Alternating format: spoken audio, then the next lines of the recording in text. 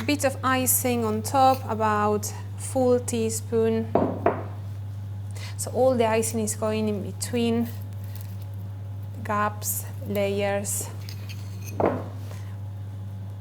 So you have some lemon in the lemon curd, some lemon in the icing.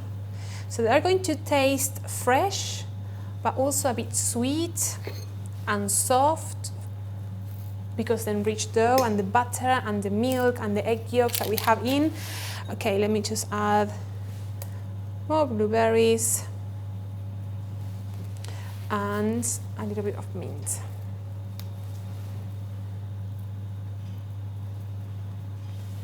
Beautiful. Let's just cut one and let's see how it looks inside. Peel.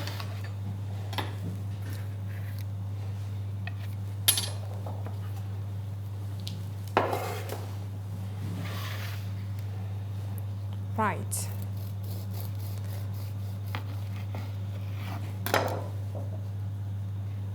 Wow.